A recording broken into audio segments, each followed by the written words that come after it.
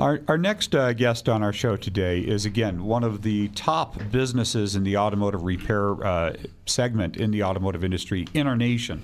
And I say that with the greatest level of confidence that if you haven't used this repair facility and you do just once, you'll have a hard time going anywhere else ever again. It's really an honor to have you on our show. Greg Doyle, owner of Greg's Garage in Reno. Thank you for coming back.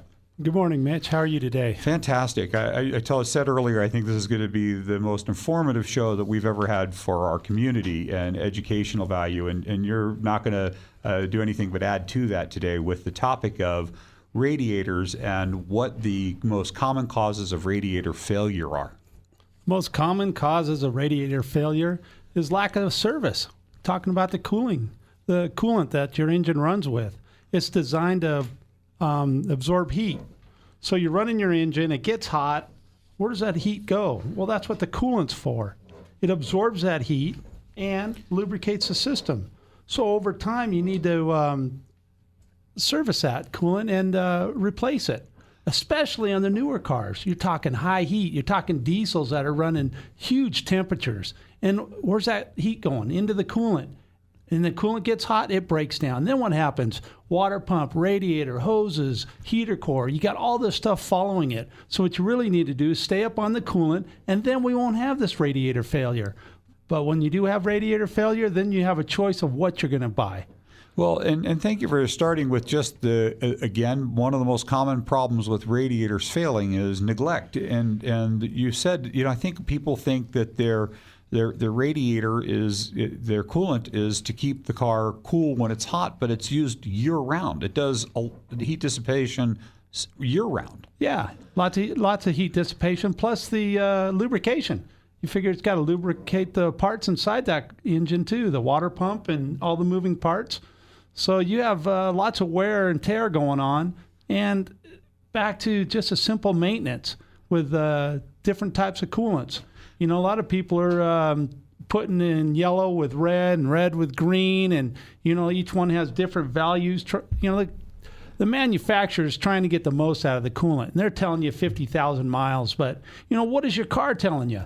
You take it to the shop, you open it up, and you look at the coolant. What is it telling you? Does it still have enough coolant or enough properties in there to absorb the heat?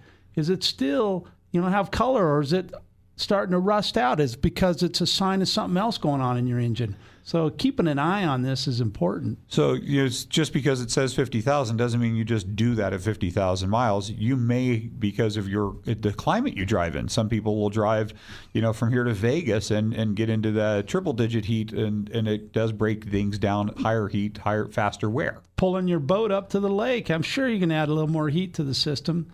So, yeah, keeping an eye on that. And then there's other things, too, is radiators have gone through a big transformation.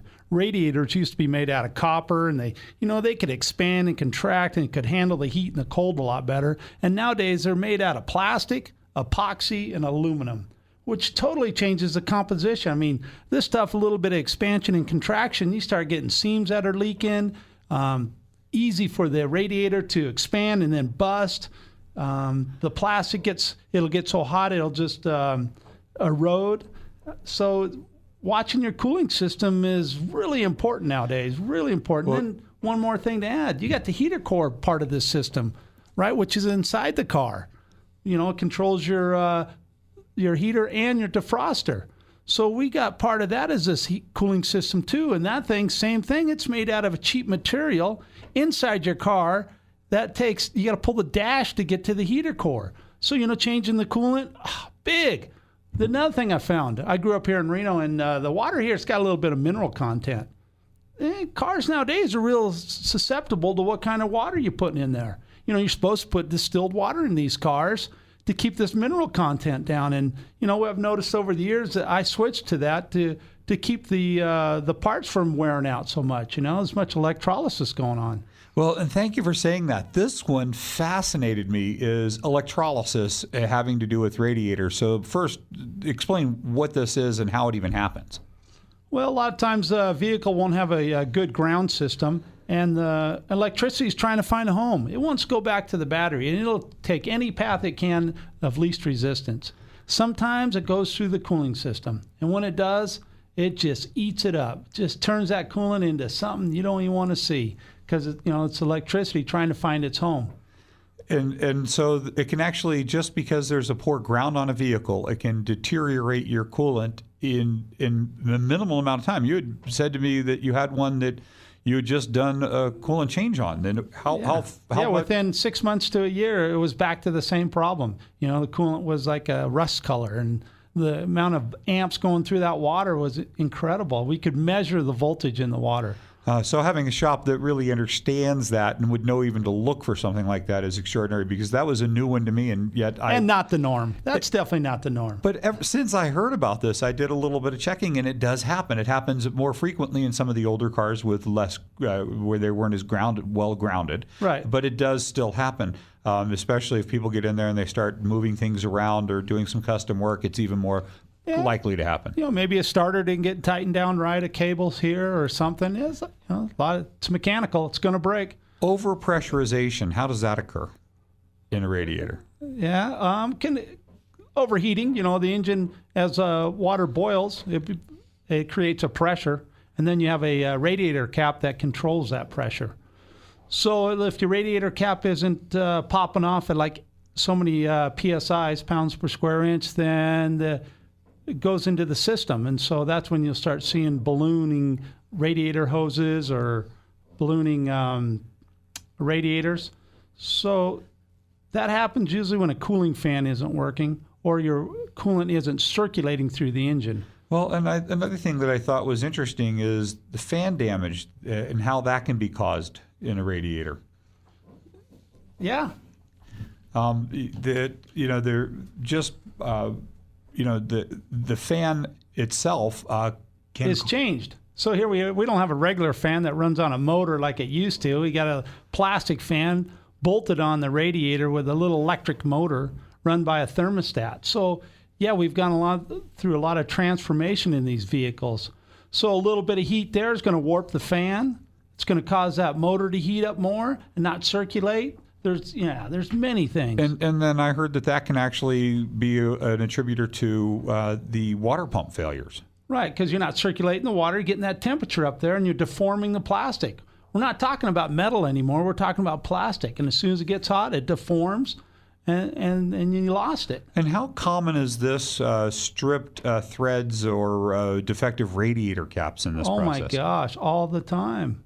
Strip threads, because what they use is a internal cooler inside the radiator. So you got lines going in and out of it, and the motoring public probably doesn't see that. It's more the mechanic that has a leak that he can't fix, and it's turned out some lines have stripped out. So you would just notice usually leaks like red leaks on the ground coming from the radiator, and you're thinking, well, that doesn't make sense. But there's a cooler inside the radiator for the transmission to keep the temperature under control.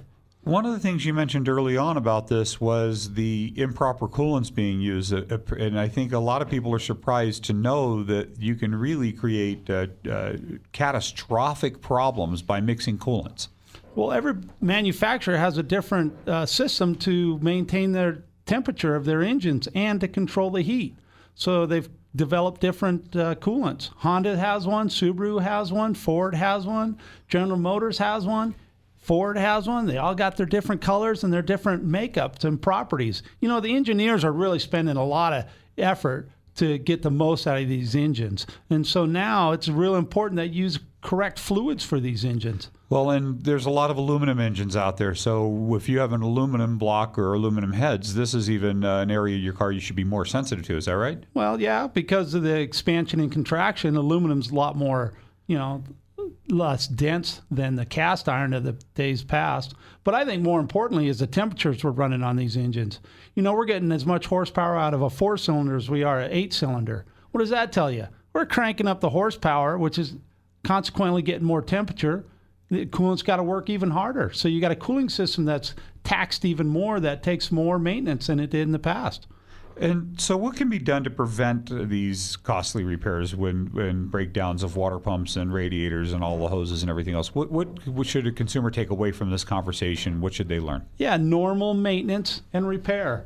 So back to finding a shop that you trust, just like the dentist you go back to a regular basis, or the hair salon, or a hairstylist. You know what? Find some guy that you trust, that you can identify with, is going to take care of you, so he can look after your car. You know, just because somebody puts an ad out there doesn't mean you're going to get quality service. All you can do is ask your friends and do your research yourself. Well, and here's what we'd like our community to know. They found that, but with Greg's Garage, and I mean that. We endorse you as a business. We believe that anybody that uses you, we're sparing them the aggravation of going to the wrong business. Thank you for saying find a garage you trust, but you were being modest and not saying that you are the garage they should trust. We do and are proud to say that about you. Well, I'd love to be your neighborhood garage, just like in the old days when it was a gas station. That's Greg Doyle, owner of Greg's Garage here in Reno, Nevada. Thanks again for being with us, and we hope to have you back again. Thank you, Mitch. You can reach me at 324-0911. That's Greg Doyle, Greg's Garage.